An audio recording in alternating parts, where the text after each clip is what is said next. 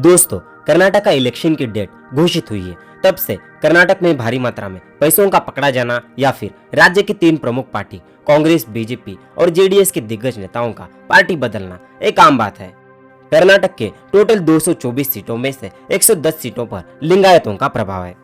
कर्नाटक में लिंगायतों की आबादी 18% है और कहा जाता है कि यही 18% आबादी किसी भी राजनीतिक पार्टी का भविष्य तय करती है।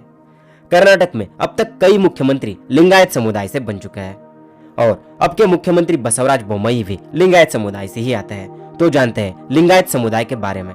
लिंगायत वेदों को नहीं मानते, वे मूर्ति पूजा में विश्वास नहीं करते और न ही वे पुनर्जन्म को मानते हैं। लेकिन लिंगायत नास्तिक भी नहीं होते, वो भगवान शिव के निराकार स्वरूप इष्टलिंग की पूजा करते हैं।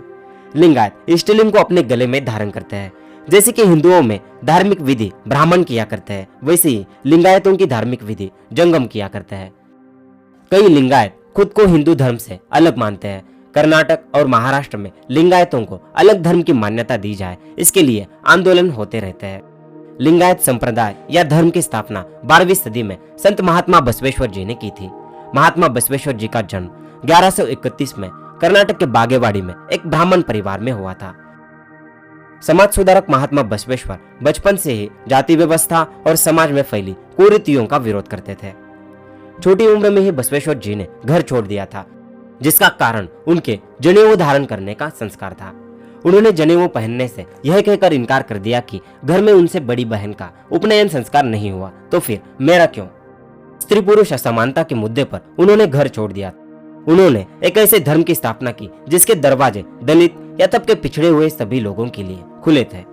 उस समय कुछ लोगों को मंदिर में जाकर पूजा करने का अधिकार नहीं था। वे सम्मानजनक जीवन नहीं जी पाते थे। छुआछूत के कारण वो लोग समाज से बहिष्कृत थे या फिर उन्हें दूरी बनाकर रहना पड़ता था। तब उन्हें बसवेश्वर जी ने इष्टलिंग दीक्षा से पूजा का अधिकार दिया। इष्टलिंग धारण किया हुआ व्यक्ति अपने घर पर ही भगवान शिव की पूजा कर सकता है, उसे मंदिर जाने की आवश्यकता नहीं है। बसवेश्वर जी ने समाज के हर वर्ग को एक ही माला में पिरोने का काम किया। लिंगायत धर्म में अनुयायियों की संख्या बढ़ने लगी। लिंगायतों को शरण कहा जाने लगा। महात्मा बसवेश्वर सिर्फ एक धर्म संस्थापक नहीं थे, वे दुनिया की सबसे पहली लोकशाही संसद अनुभव मंडप के संस्थापक और एक राज्य के प्रधानमंत्री थे। अनुभव मंडप में पुरुषों के साथ ही स्त्रियों को भी एंट्री दी गई थी, जिसमें धार्मिक और सामाजिक मुद्दों पर चर्चा की जाती थी। अनुभव मंडप के पहले अध्यक्ष अल्लामा प्रभु थे। इस संसद के सदस्य शरण कविताएं यानी वचन लिखकर रखते और उसी मार्ग पर चलते थे। राजधानी बसव कल्याण शरण संस्कृति का केंद्र। महात्मा बसवेश्वर जी ने कहा था कि कोई भी काम छोटा या बड़ा नहीं होता, मन से किया गया कोई भी काम जो कि भगवान शिव की उपासना ही है। एक बार अनुभव मंडप में ऐतिहासिक निर्णय लिया गया। अनुभव मंडप में अंतरजातीय विवाह किया गया, जिसमें दलित जाति के संत हरलया जी का बेटा शीलवंत और ब्राह्मण मंत्री की बेटी लावण्य का विवाह अनुभव मंडप में किया गया। सामाजिक और राजनीतिक क्षेत्र में इस विवाह से हाहाकार मच गया। कई मूर्ख मंत्रियों और लोगों ने इसकी शिकायत राजा से की।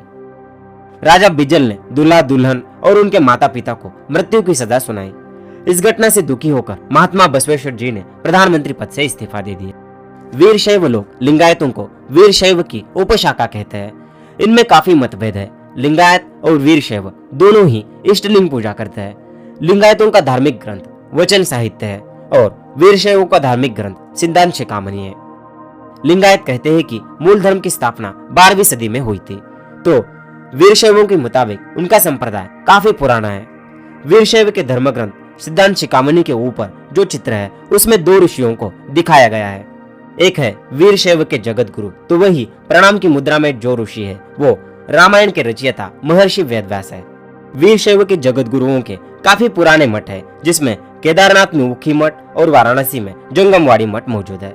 दोस्तों, उम्मीद करता हूँ आपको यह वीडियो पसंद आई हो, तो वीडियो को लाइक, शेयर और चैनल को जरूर सब्सक्राइब कर लेना।